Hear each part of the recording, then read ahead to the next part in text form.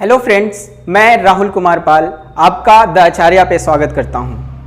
आज का जो हमारा टॉपिक है इलेक्ट्रिक फील्ड एंड चार्जेस, या फिर कह सकते हैं इलेक्ट्रिक चार्जेस एंड फील्ड। बात एक ही है। लास्ट लेक्चर में हमने पढ़ा था इलेक्ट्रिक चार्जेस के बारे में, उसके नोमेनक्लेचर के बारे में और इलेक्ट्रोस्कोप के बारे में। आज इलेक्ट्रोस्कोप के बाद के टॉपिक को कवर करेंगे। जो हमारा नेक्स्ट टॉपिक है वो है एटमॉस्फेरिक इलेक्ट्रिसिटी। क्या होता है एटमॉस्फेरिक इलेक्ट्रिसिटी?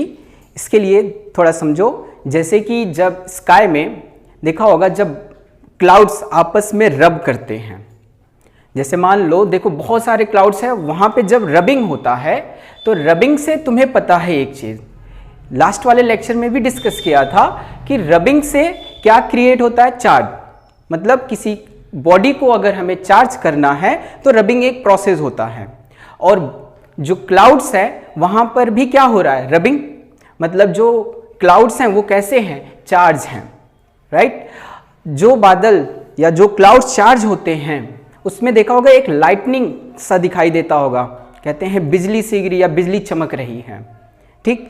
तो जब हम बहुत छोटे होते थे या फिर कुछ लोग जैसे कि देखा होगा कि बात करते हैं, कहते हैं कि ऊपर आसमान में लड़ाई हो रही है, देवताओं और दानवों में युद्ध छिड़ा हुआ है और उस युद्ध में क्या हो रहा है कि हाहाकार मचा हुआ है, जिसकी वजह से ये लाइटनिंग इफेक्ट हो रहा है, राइट। लोग अलग अलग बातें करते थे। जैसे कुछ लोग कहते हुए ये भी सुना होगा कि भगवान हमारी फोटो खींच रहे हैं, ठीक। तो वो है, हम जब बचपन में थे तो हमारे साथ ऐसा ही होता था। लेकिन जो साइंटिस्ट होते हैं वो अलग तरीके से सोचते हैं। उनका क्या सोचना है?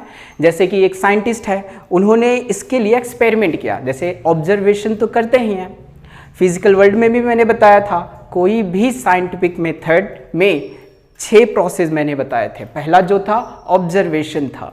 तो ये जो क्लाउड में लाइटनिंग का इफेक्ट है, ये क्या है? हमारे लिए ऑब्जर्वेशन है। हम ऑब्जर्व करते हैं, फिर उसका एक्सपेरिमेंट करते हैं, और जब एक्सपेरिमेंट हम करेंगे तो लैब में आएंगे। अब लैब में मान लो कि हमारे पास 2 ऑब्जेक्ट है, एक प्लास्टिक है और दूसरा जो ऑब्जेक्ट है वुड भी मान सकते हैं, कुछ भी मान सकते हैं। जैसे ये वुड ले लिया, राइट। कुछ भी ले सकते हो, ग्लास भी ले सकते हो। अब नॉर्मली मैं यहाँ पर वुड और एक प्लास्टिक चूज किया हूँ। इलेक्ट्रोस्टैटिक सीरीज में मैंने बताया था कि जब प्लास्टिक और वुड को रब करेंगे तो इलेक्ट्रोस्टैटिक सीरीज में जो वुड का लोकेशन है वो टॉप पर है। किसके अकॉर्डिंग? प्लास्टिक से ऊपर है कौन? वुड। इसका मतलब जब रब करेंगे तो रबिंग से इसके ऊपर जो चार्ज आने वाला है वो है पॉजिटिव, और इसके ऊपर जो चार्ज आएगा वो है नेगेटिव। अब इसको हमने इस तरीके से रब किया, बहुत ज़्यादा रब किया। रब करने से क्या हुआ? इसके अंदर जो चार्ज है वो बढ़ता चला गया, बहुत ज़्यादा चार्ज आ गया। इतना ज़्यादा चार्ज इसके अंदर स्टोर हो चुका है। वैसे ही हमने वुड को भी बहुत ज़्यादा रब किया। रब करते करते करते इतना चार्ज आ गया, इसके भी बहुत ज़्यादा चार्ज स्टोर हो चुका है। इसका मतलब अब दोनों के पास चार्ज की मात्रा बहुत ज़्यादा है, इसके पास भी और इसके पास भी। बट डिफरेंट क्या है? इसके पास नेगेटिव चार्ज है तो इसके पास पॉजिटिव चार्ज है, ओके। तो उसके बाद क्या किया गया कि इसको बहुत ही शार्प बनाया गया। जैसे पेंसिल की नोक होती है उसी तरीके से इसे बहुत ज़्यादा शार्प बनाया गया, और इसको भी बहुत शार्प बना दिया गया। शार्प बनाने के बाद इसको टच नहीं किया गया, सिर्फ एक दूसरे के कांटेक्ट से दूर, थोड़ा सा दूर डिस्टेंस पे ही रखा गया, इतना डिस्टेंस पे। जब इतना डिस्टेंस पे हम रखते हैं तो क्या देखते हैं? एक स्पार्क यहाँ पर क्रिएट होता है। क्या देखेंगे? यहाँ पर एक स्पार्क क्रिएट होगा, और वो स्पार्क एक बॉडी से दूसरी बॉडी के ऊपर जाता हुआ हमें दिखाई देगा। तो वो जो स्पार्क है वही क्या है? लाइट है, ठीक है। जो कि हमें कहाँ दिखाई दे रही है? स्काई में दिखाई देती है। जब वहाँ पर क्लाउड्स भी, हमें कैसे पता है क्लाउड्स भी कैसे हैं? चार्ज्ड हैं, ठीक। तो वहाँ पर भी जब एक दूसरे के कांटेक्ट में काफ़ी करीब आ जाते हैं तो वहाँ भी क्या होता है? वही लाइटनिंग का इफेक्ट होता है, ठीक है। तो जो यहाँ पे लाइटनिंग का इफेक्ट हुआ है, जब ये लाइटनिंग का इफेक्ट हो जाता है तो क्या होता है कि फिर से इसको ऑब्जर्व करते हैं। फिर से जब इसे हम ऑब्जर्व करेंगे तो देखेंगे इसका जो चार्ज है वो गायब, इसके पास भी जो चार्ज था वो भी गायब। पहले कैसे थे दोनों, चार्ज्ड, रब करके चार्ज किया था, लेकिन जब एक दूसरे के कांटेक्ट में लाते हैं बिना टच किए हुए तो स्पार्क हुआ। स्पार्क के बाद हमने देखा कि इसके पास चार्ज नहीं है। कैसे पता चला इसके पास चार्ज नहीं है? तुम्हारे पास इलेक्ट्रोस्कोप तो था ही, 10 क्लास में बनाया था इलेक्ट्रोस्कोप। इलेक्ट्रोस्कोप में जब ये चार्ज था उस समय इसको टच किया तो जो गोल्ड फॉइल थी वो फैल गई। क्या वहां पर पता चल रहा है कि ये चार्ज था। वैसे ही इसको भी टच करके देखा गया, ये भी चार्ज था। लेकिन इस एक्सपेरिमेंट के बाद जब इसको क्लोज लेकर आए और ये लाइटनिंग का इफेक्ट क्रिएट हुआ, उसके बाद फिर से वही एक्सपेरिमेंट देखते हैं क्या, गोल्ड फॉइल में कोई चेंजेस नहीं आता है, वो वैसे की वैसे ही रहती है। इसका मतलब क्या हुआ, ये कि अब ये डिस्चार्ज हो चुके हैं। तो ये जो कंडीशन है यहाँ पे डिस्चार्ज, इसे एक नाम रखा गया इलेक्ट्रिक डिस्चार्ज। इसका मतलब क्या, इलेक्ट्रिक डिस्चार्ज एक फिनोमिना, एक घटना हो गई जिसकी वजह से कोई भी चार्ज बॉडी क्या हो जाता है, उसके पास न्यूट्रल हो जाता है। पहले चार्ज रहेगा, इस कंडीशन के बाद वो क्या हो जाएगा, न्यूट्रल हो जाएगा। ठीक है, यही स्काई में भी होता है। जब लाइटनिंग इफेक्ट होता है तो वो बादल क्या हो जाते हैं, डिस्चार्ज हो जाते हैं। इसका नाम क्या रखा गया, इलेक्ट्रिक डिस्चार्ज। तो वो मतलब लाइटनिंग इफेक्ट जो हम देखते हैं उसका मतलब क्या है, इलेक्ट्रिक डिस्चार्ज होता है। राइट, उसके बाद तो ये जो एक्सपेरिमेंट था इलेक्ट्रिक डिस्चार्ज के बाद, इसको और भी आगे बढ़ाया गया। जैसे कि साइंटिस्टों ने क्या किया, लैब में इस तरीके से एक प्लास्टिक ले लिया और प्लास्टिक में फैन की तरह उसमें ब्लेड लगा दिया गया। बहुत सारे पतले पतले, समझ लो बहुत ज़्यादा ब्लेड्स लगा दिए गए, 100-150 बहुत पतले पतले कई सारे ब्लेड्स हम लगा सकते हैं ऐसे सर्कल में। ठीक है, अब ये ब्लेड्स लगाने के बाद इसके सामने एक ऐसा मटेरियल रखा गया, ये तो प्लास्टिक है। अब प्लास्टिक से ऊपर जैसे ग्लास हो गया या फिर फेनल हो गया या फिर हम कह सकते हैं वुड हो गया या फिर सिल्क हो गया, कोई भी, जैसे यहाँ पर मैंने सपोज सिल्क रख दिया है।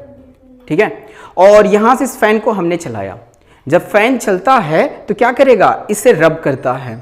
ठीक है, और 1000 फैंस लगे हैं तो कई बार यहाँ पे रबिंग होगा, इतना ज़्यादा रबिंग होगा कि जो हमारा ये प्लास्टिक है वो पूरी तरीके से फुल चार्ज हो जाएगा। प्लास्टिक हमारा क्या हो गया, फुल चार्ज हो गया। अब इससे हम क्या काम करते हैं कि एक, जैसे मान लो कि ये हमारे पास प्लास्टिक था, पूरी तरीके से चार्ज कर लिया है, यहाँ से एक मेटल वायर लेकर जाते हैं, ये मेटेलिक वायर है। ओके, इसको इससे कनेक्ट कर दिया है। ठीक, अब क्या है, इसे टच करके देखो। जब इसे अब टच करोगे तो तुम्हें क्या लगेगा, शॉक लगेगा। अब समझ में आया होगा कि शॉक क्यों लगा होगा, क्योंकि ये कैसा था, चार्ज था, जिसकी वजह से क्या लगा तुम्हें, शॉक। ठीक, इसका मतलब जो इलेक्ट्रिक डिस्चार्ज होता है, अब यहां पर शॉक जो लगा, शॉक लगने से इसका नाम क्या पड़ा, इलेक्ट्रिक शॉक। ठीक है, तो ये जो इलेक्ट्रिक शॉक लगा, इलेक्ट्रिक शॉक लगने के बाद इस बॉडी, ये जो बॉडी थी ये फिर से क्या हो गई, डिस्चार्ज हो गई। ठीक है, इसका मतलब अब अगर किसी मटेरियल को हमें चेक करना है कि वो चार्ज्ड है या अनचार्ज्ड है, सिंपल में हम क्या कर सकते हैं, उसको टच करके बता सकते हैं कि चार्ज है या अनचार्ज है। हमें अब इलेक्ट्रोस्कोप की ज़रूरत नहीं पड़ेगी, बस करना क्या है, तुम्हें टच करना है। टच करने से अगर तुम्हें शॉक लगेगा तो चार्ज है, नहीं लगा करंट तो कहोगे ये क्या कहते हैं, डिस्चार्ज है।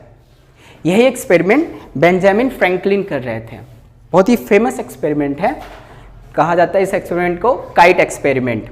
ठीक है, तो काइट एक्सपेरिमेंट में बेंजामिन फ्रैंकलिन जब ये एक्सपेरिमेंट कर रहे थे, ठीक है, तो उन्होंने क्या किया, एक काइट को थ्रेड से बांध दिया और उसे कहाँ भेज दिया, क्लाउड्स के बीच में। और ऑब्वियस है ये एक्सपेरिमेंट तभी पॉसिबल होगा जब क्लाउड्स होंगे, ऐसा नहीं किसी भी सीजन में हम इसको स्टार्ट कर लें। इसका मतलब रेनी सीजन था और उसी सीजन में ये एक्सपेरिमेंट वो कर रहे थे। काइट में थ्रेड बांधा और स्काई में भेज दिया।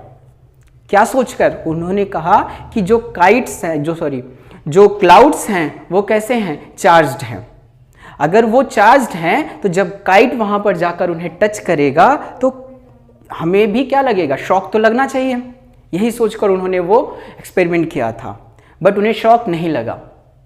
तो वो सोचने लगे कि इसलिए शायद शॉक नहीं लगा होगा कि जो मैं मटेरियल चूज़ किया हूँ या फिर जो करंट है ये केवल कंडक्टर जैसी चीज़ों में ही आता है। ठीक। तो उन्होंने क्या किया, अपने काइट के साथ एक चाबी बांध दी और फिर स्काई में भेजा, छोटी सी चाबी काइट में बांध करके स्काई में भेज दिया। अभी भी करंट नहीं आया। तो ये एक्सपेरिमेंट कर रहे थे, तो एक बार क्या हुआ कि अचानक से बारिश होने लगी।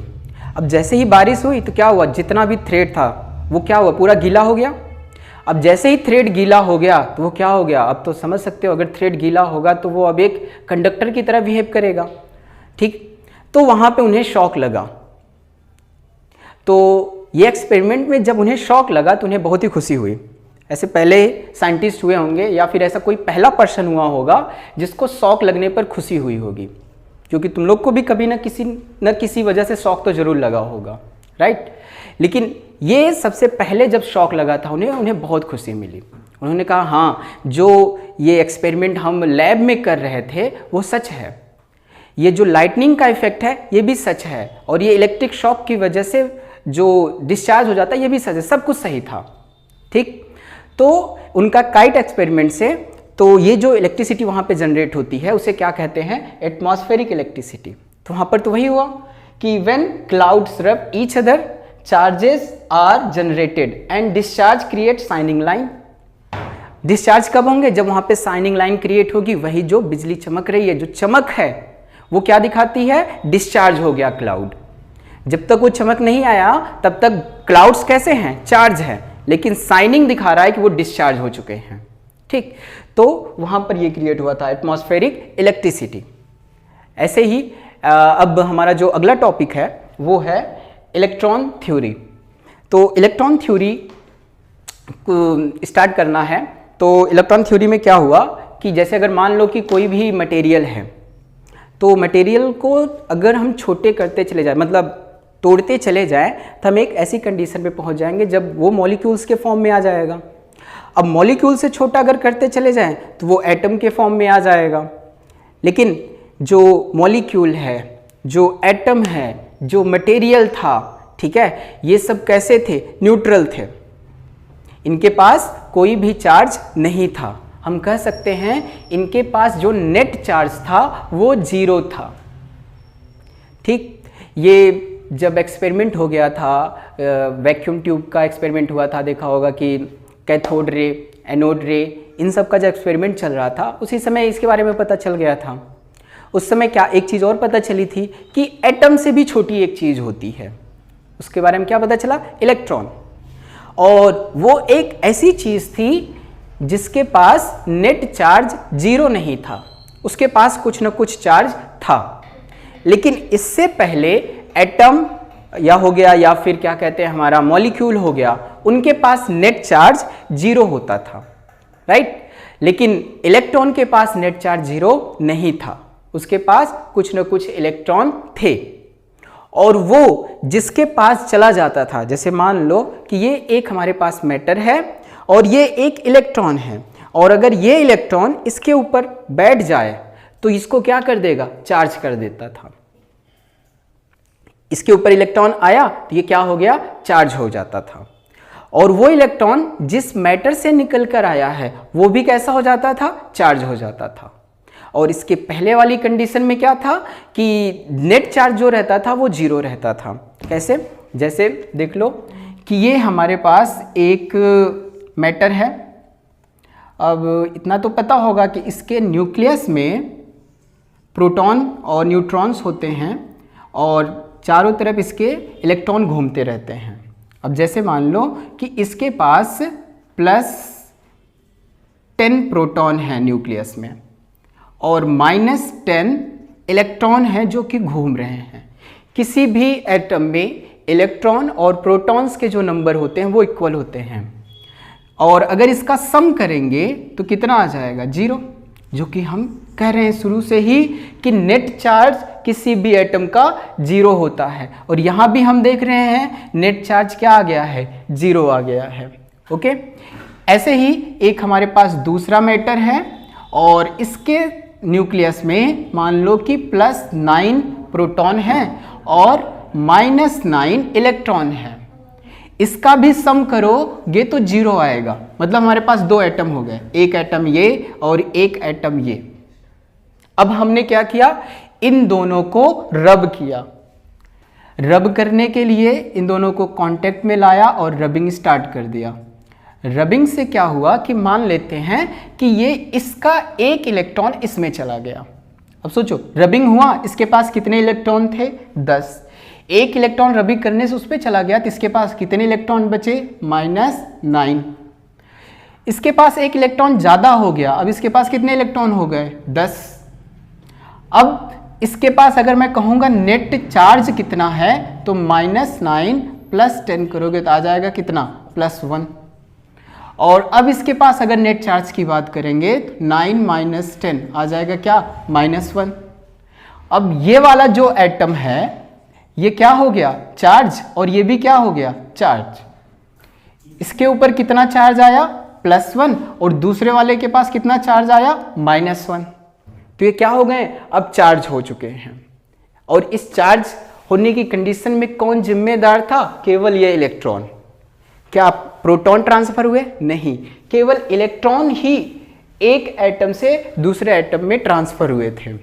ठीक है, इसका मतलब अभी तक जो हम पॉजिटिव और नेगेटिव दो तरह के चार्जेस की बात कर रहे थे उसमें भी हम इस इलेक्ट्रॉन को फिट कर सकते हैं। जैसे किसी एक एटम से इलेक्ट्रॉन निकल गया तो वो कौन सा चार्ज आ गया? Positive charge. और वो इलेक्ट्रॉन जिससे जा करके मिल गया उसके पास कौन सा चार्ज आ गया? नेगेटिव चार्ज आ गया।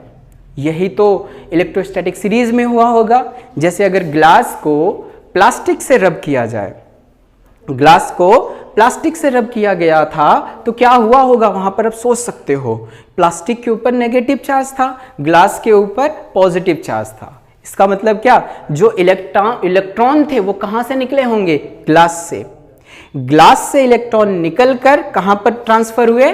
प्लास्टिक के ऊपर। ठीक है, अब इसके पास इलेक्ट्रॉन ज्यादा है प्लास्टिक के पास, लेकिन ग्लास के पास इलेक्ट्रॉन कम है। इलेक्ट्रॉन कम है तो कौन सा होगा? पॉजिटिव।